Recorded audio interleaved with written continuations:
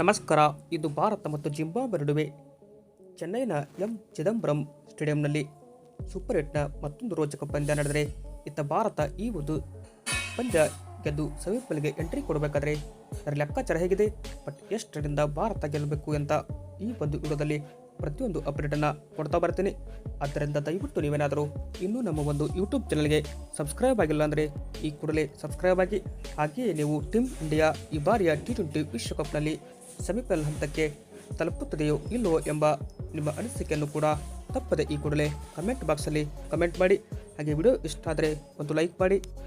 ಇನ್ನು ಗ್ರೂಪ್ 1ನಲ್ಲಿ ಈಗಾಗಲೇ south Africa ತಂಡ ಮೊದಲ ತಂಡವಾಗಿ ಸೆಮಿಫೈನಲ್ ಹಂತಕ್ಕೆ ಎಂಟ್ರಿ ಕೊಟ್ಟರೆ ಎರಡನೇ ಸ್ಥಾನಕ್ಕಾಗಿ ವೆಸ್ಟ್ ಇಂಡೀಸ್, ಭಾರತ, ಜಿಂಬಾಬ್ವೆ ಮಧ್ಯೆ ದೊಡ್ಡ ಪೈಪೋಟಿನೇ ಏರ್ಪಟ್ಟಿದೆ.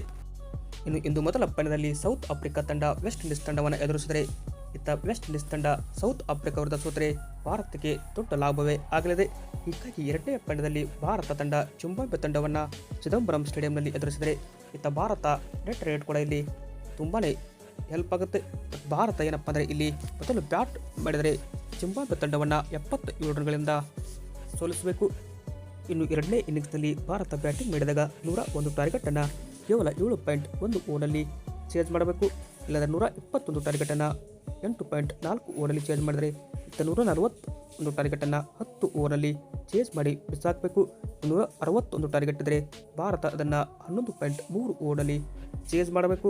ಇನ್ನು 181 ಟಾರ್ಗೆಟ್ ಇದ್ದರೆ ಭಾರತ ಕೇವಲ 12.5 ಓವರ್ನಲ್ಲಿ ಇದನ್ನು ಚೇಸ್ ಮಾಡಿ ಬಿಸಾಕಿದರೆ ಮಾತ್ರ ಭಾರತ ಈ ಬಾರಿ ಸೆಮಿಫೈನಲ್ ಹಂತಕ್ಕೆ ತಲುಪಲಿದೆ. ಅಂದರೆ ಮೊದಲ ಪಂದ್ಯದಲ್ಲಿ ಸೌತ್ ಆಫ್ರಿಕಾ ವೆಸ್ಟ್ ಇಂಡೀಸ್ ತಂಡದ ವಿರುದ್ಧ ಗೆದ್ದರೆ ಬಟ್ ಇಲ್ಲಿ ನೆಟ್ ರೇಟ್ ಕೂಡ ಮುಖ್ಯ ಆಗೋದಿಲ್ಲ. ಯಾಕಂದರೆ ನೆಕ್ಸ್ಟ್ ಭಾರತ ಪಂದ್ಯ ಇರೋದು ಕೂಡ ಜಿಂಬಾಬ್ವೆ ಆದ ತಕ್ಷಣ ವೆಸ್ಟ್ ಇಂಡೀಸ್ ತಂಡವನ್ನು ಎದುರಿಸ್ತಾ ಇದ್ದೀವಿ. ಬಟ್ ಅಲ್ಲಿ ಟೀಮ್ ಇಂಡಿಯಾ ಗೆದ್ದರೆ ನೇರವಾಗಿ ನಾವು ಸೆಮಿಫೈನಲ್ ಹಂತಕ್ಕೆ ತಲುಪಬಹುದು. ಇದು ಏನಪ್ಪ ಅಂದರೆ ಭಾರತ ಜಿಂಬಾಬ್ವೆ ವಿರುದ್ಧ ನೆಟ್ ರೇಟ್ ಸುಧಾರಿಸಿಕೊಳ್ಳಬೇಕಂದ್ರೆ ಇಷ್ಟರಿಂದ ಗೆಲ್ಲೇಬೇಕು. ಇನ್ನು ಟೀಮ್ ಇಂಡಿಯಾ ಪ್ಲೇಯಿಂಗ್ 11ನಲ್ಲಿ ಕೂಡ ಎರಡು ದೊಡ್ಡ ಬದಲಾವಣೆ ಆಗುವ ಸಾಧ್ಯತೆ ಇದೆ.